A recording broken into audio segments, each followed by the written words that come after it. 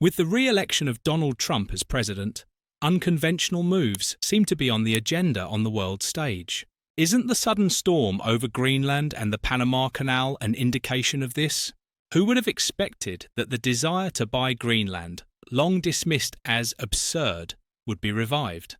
And at the same time, there would be talk of seizing the Panama Canal. But now the world agenda continues to be shaken by the new US President Donald Trump's demands for the Danish island of Greenland. Donald Trump has long expressed his desire for Denmark to buy Greenland, which is an autonomous region of Denmark and strategically located between the US and Europe. The reality is that for years, Danish and Greenlandic officials have rejected Donald Trump's proposals, and the president's persistence has led to tensions between the United States of America and the North Atlantic Treaty Organization member Denmark.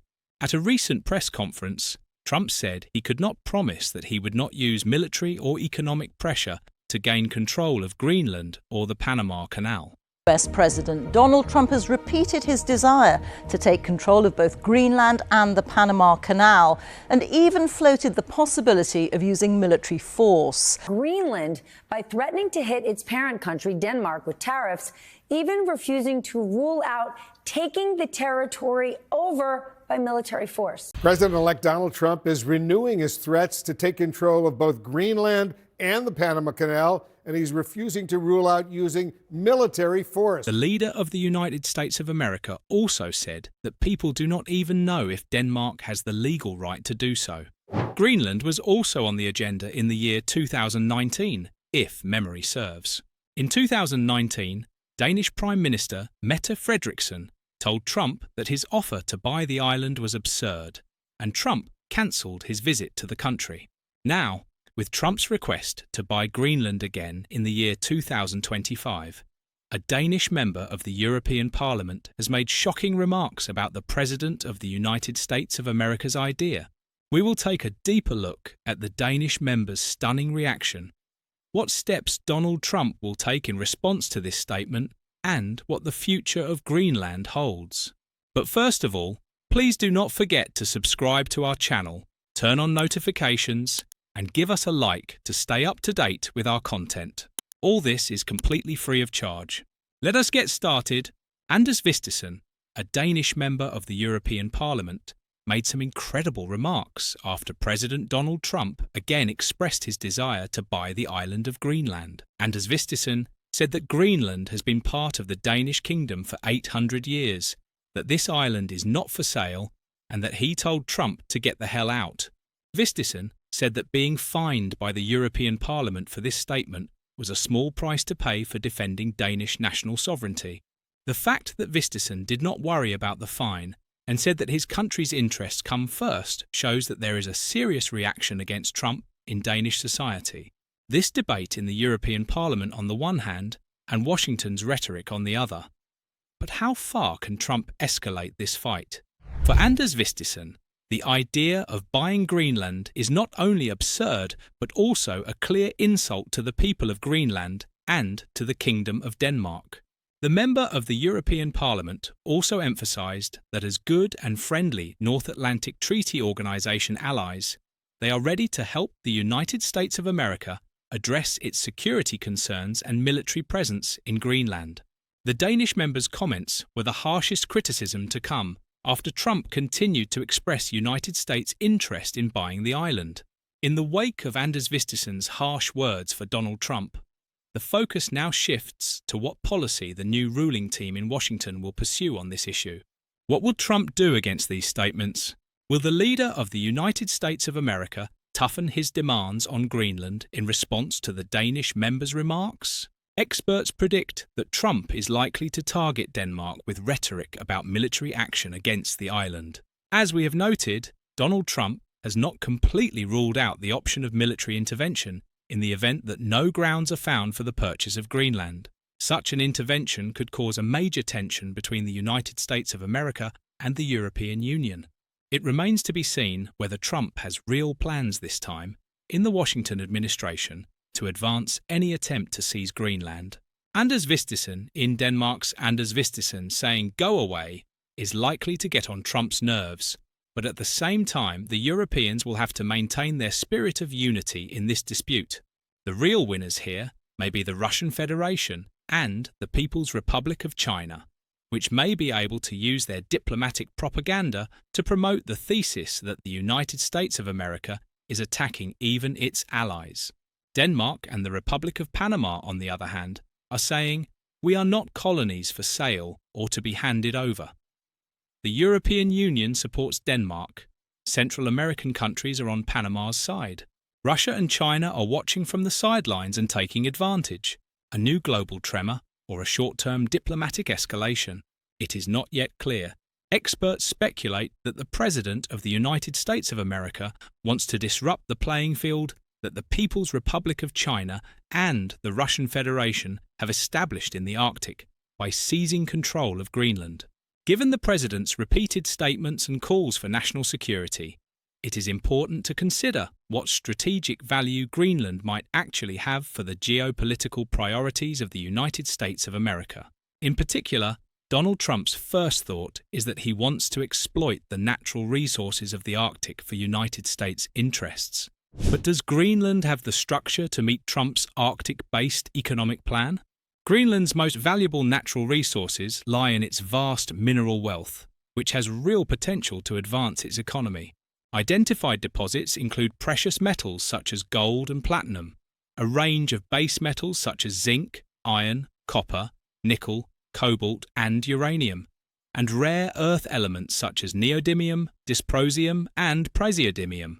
A detailed 2023 summary published by the Geological Survey of Denmark and Greenland suggests that new deposits will be found as the retreat of the Greenland ice sheet continues.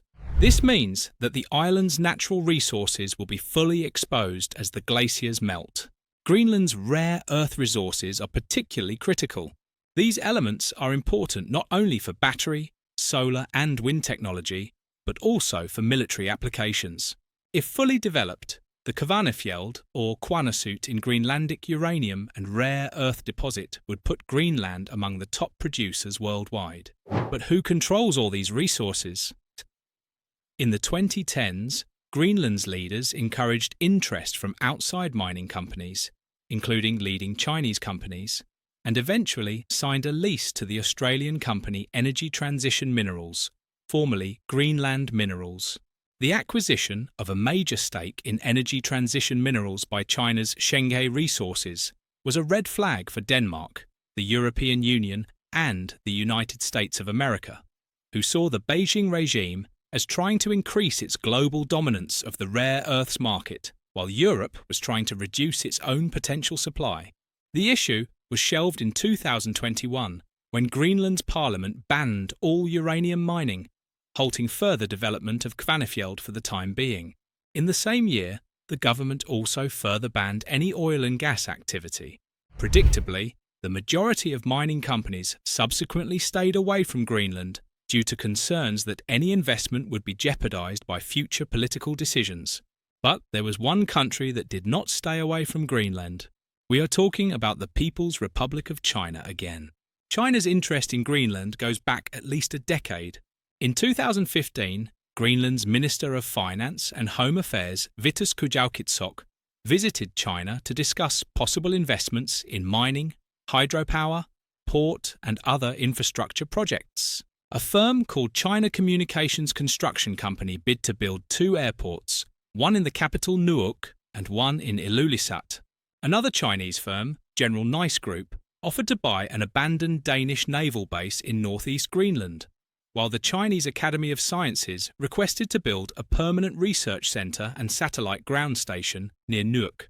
None of this was in line with the first Trump administration, which pressured Denmark to convince the Greenlandic government that a significant and official Chinese presence on the island was undesirable. The Danes and Greenlanders have therefore rejected Chinese attempts to invest in Greenland-based projects. In particular, the Trump administration believed that China's interest in Greenland had ulterior commercial and military motives. These concerns have continued with the Biden administration's recent lobbying of another Australian mining company not to sell any of its Greenland assets to Chinese companies. With an eye on China, the new President of the United States of America, Donald Trump, may be looking to buy Greenland and oust the Beijing regime in the Arctic. In fact, the United States' interest in Greenland is much older than China's. The United States of America has had a long-standing security interest in Greenland since 1946, when it offered Denmark 100 million United States dollars worth of gold bullion.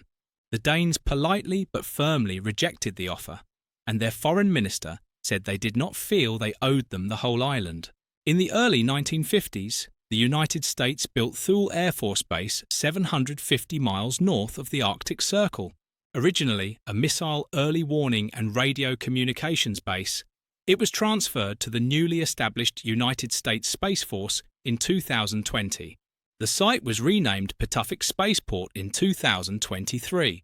As the northernmost United States military facility, Patuxent updated its radar and tracking capabilities to provide missile warning, defense, and space surveillance and satellite command missions. It also supported scientific research focused on the Arctic, while the base was intended to increase military capabilities in the Arctic region for both the United States of America and its allies. The base had both real and symbolic significance for the strategic interests of the United States in the Arctic, as it had the ability to track shipping and air and satellite positions. The actual real importance of the base is quite critical. It acts as a roadblock against missiles from the People's Republic of China, the Russian Federation, and even the Democratic People's Republic of Korea. This is one of the main reasons why Donald Trump wants Greenland. This is why most of the United States foreign policy establishment, not just those in Trump's orbit, view with concern any significant Chinese presence in Greenland, whether temporary or permanent, and the potential risk factors posed by Russia and North Korea in the region. While international law does not recognize national sovereignty in international waters, it has done little to end the diplomatic wrangling over this pole. This issue over Greenland was far from trivial. Sovereignty would give a country access to potentially important oil, gas, and rare earth resources, as well as superior scientific and military access to the future transpolar sea route. Yet, this dispute over ownership of the Arctic is only part of the geopolitical struggle for offshore territory in the region.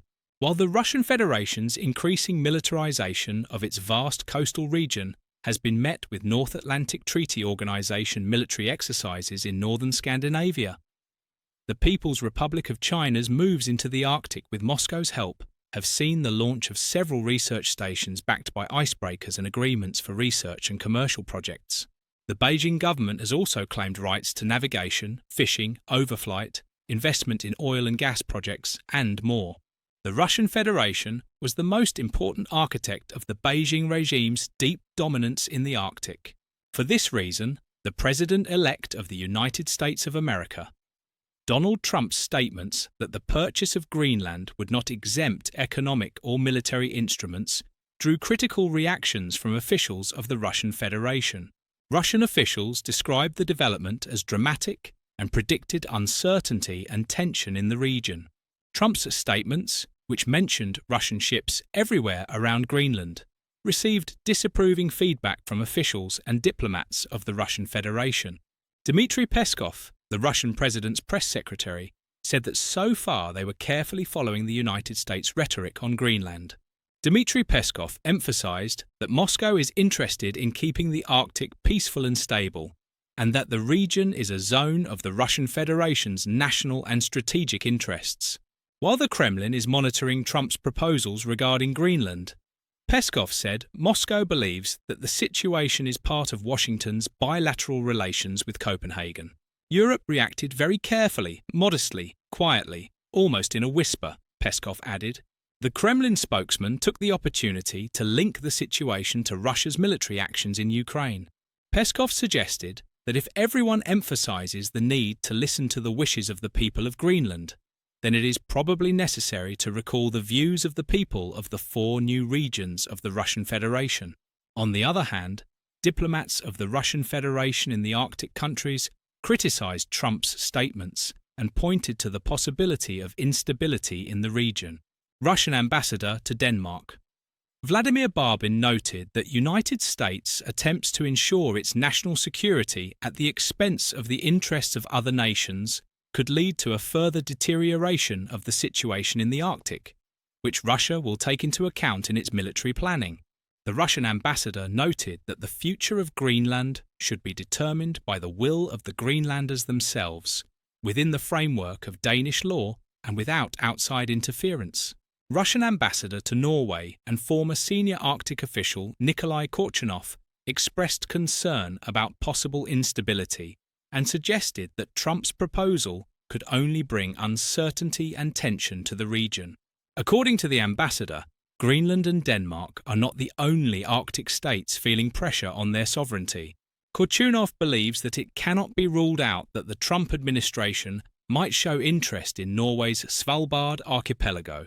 The Russian ambassador in Oslo called for policy formulation on the basis of international law, the principles of mutual consideration of interests and inclusive dialogue, stressing that this development should not be allowed to disrupt preparations for the transfer of the chairmanship of the Arctic Council from Norway to Denmark in 2025.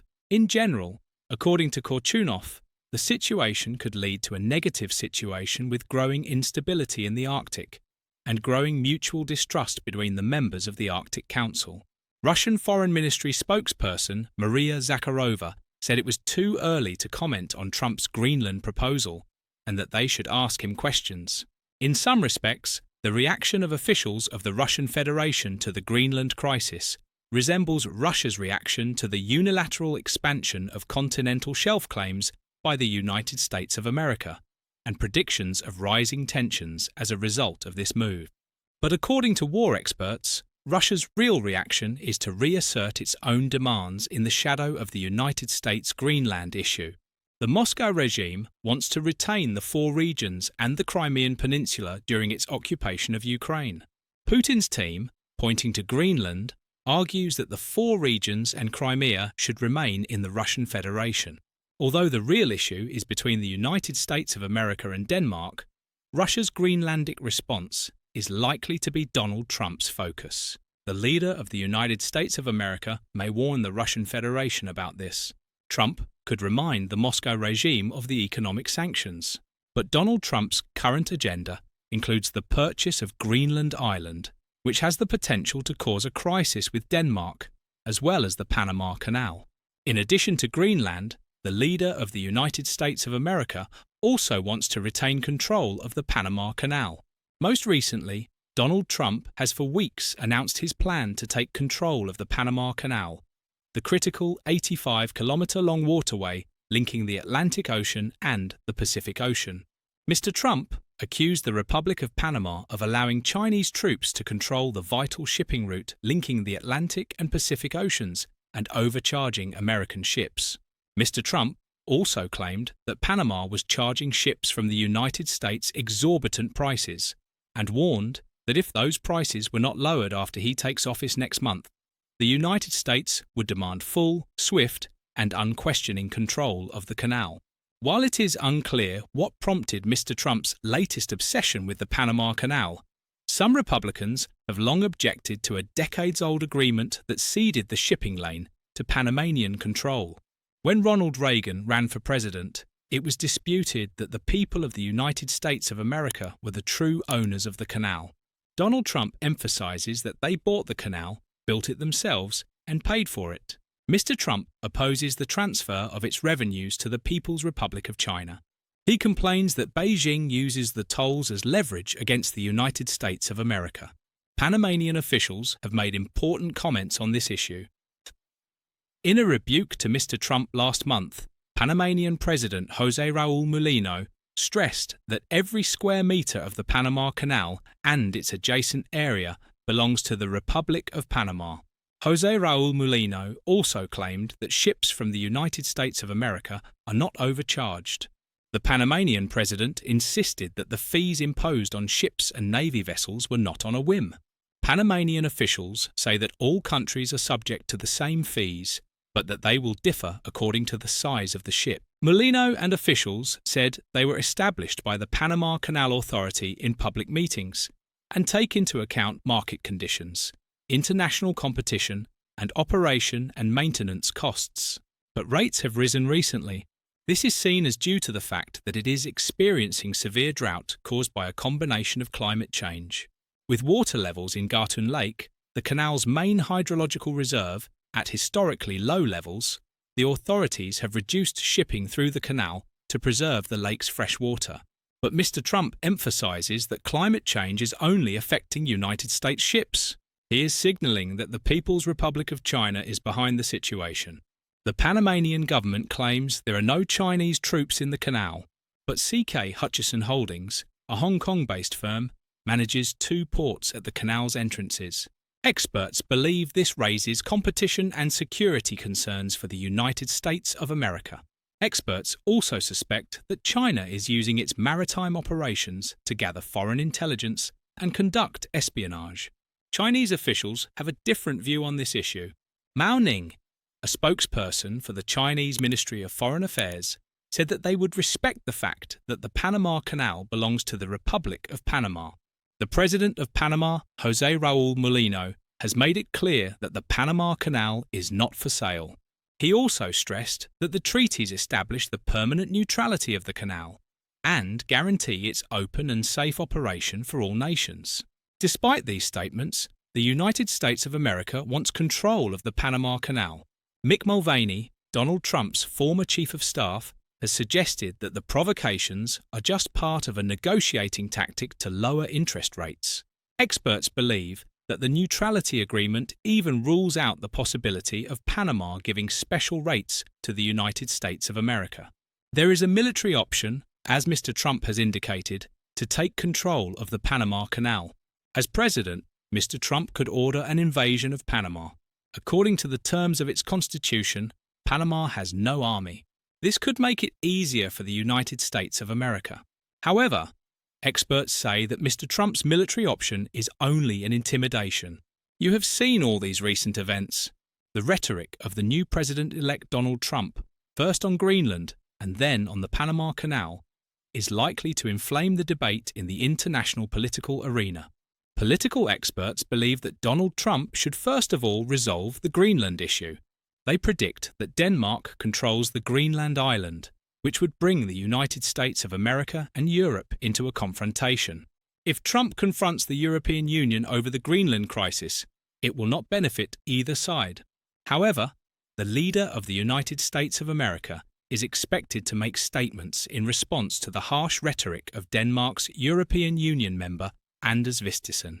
We will see what Trump will say to Vistisen and how United States policy will work on Greenland in the time to come.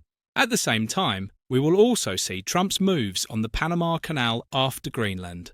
It is thought that if the Greenland crisis is resolved earlier, other crisis issues can be resolved later through agreements. We are also following the developments closely, because polar regions like Greenland and global trade arteries like Panama are not places to be taken lightly. Let us hope that this crisis is resolved through diplomacy. Otherwise, if, as Mr. Trump says, the military or economic sanctions card comes into play, the world could face a new kind of crisis. By the way, Mr. Trump also made some remarkable statements about Canada. Mr. Trump made striking statements that Canada should become the 51st state of the United States of America. Time will tell how this issue will be shaped. Thank you for watching.